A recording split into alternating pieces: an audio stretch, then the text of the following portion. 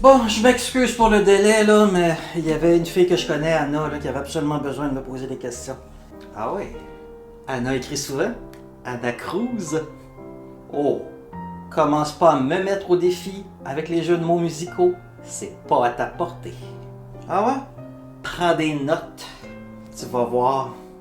Mes jeux de mots sont tellement bons que ça pourrait t'en faire passer des nuits blanches. Ah, je ne suis pas d'accord. Mes jeux de mots pourraient littéralement te donner des idées noires. Tu penses que je vais en être malade comme un fa bémol? Malade comme un fa bémol? Un fa bémol vomi. Oh, genre verdi de colère. Dans ce cas-là, garde le silence. Bon, je vais prendre ça très mollo. Ou pas trop mollo, ou tu vas être en retard. Ha, même mollo, je suis capable de me faire entendre à des kilomètres à la ronde. J'en doute, et même que j'y apporterai un bémol. Là, va falloir que tu prennes des mesures pour y arriver. Moi, je préfère de loin prendre les gâteaux. Ah ouais? T'es trop chicken pour t'y mettre? 4-4! 4-4! 4-4! Je soupire de honte de ton insistance. Oui, mais l'insistance est la clé du succès. Oui, mais je dois me surveiller parce que j'ai beaucoup trop d'idées croches. Ouais, ben si tu fais pas attention, tu risques de perdre tout ce que t'as, puis tu vas être obligé de vivre dans un abri de tempo. Bonjour à mes amis les Français et tous les Européens en fait qui ont probablement aucune idée de quoi je parle lorsque je parle d'un abri tempo. Je suis désolé, j'ai pas pensé à ça en faisant la vidéo. Donc, au Québec, il neige. L'hiver, on a beaucoup de neige et de la glace aussi.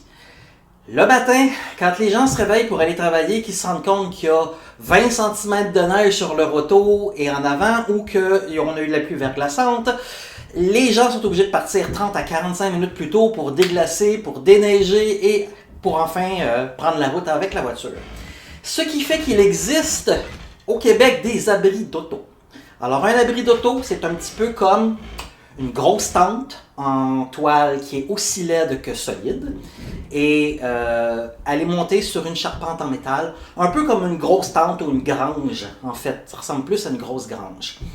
Et l'idée c'est que l'abri d'auto fait tout l'espace du stationnement ou de l'entrée de garage et donc la voiture est stationnée en dessous et l'entrée de garage est évidemment protégée avec la voiture. Donc quand il se met à neiger ou quand il y a beaucoup de glace, c'est sur l'abri d'auto et non sur la voiture. Donc tout ce qui reste à déneiger, c'est le petit remblai, c'est-à-dire le petit tas de neige que la charrue a laissé lorsqu'elle a déneigé la route.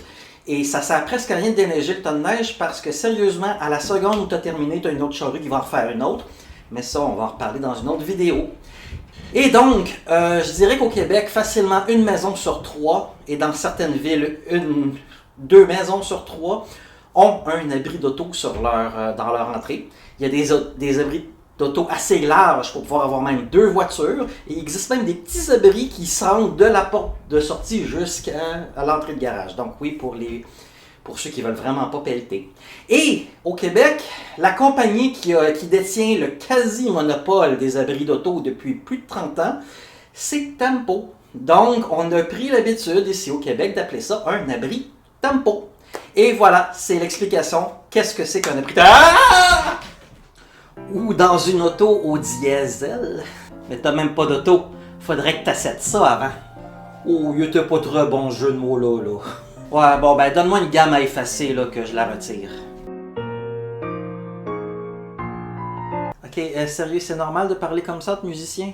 Ouais, c'est comme un rite.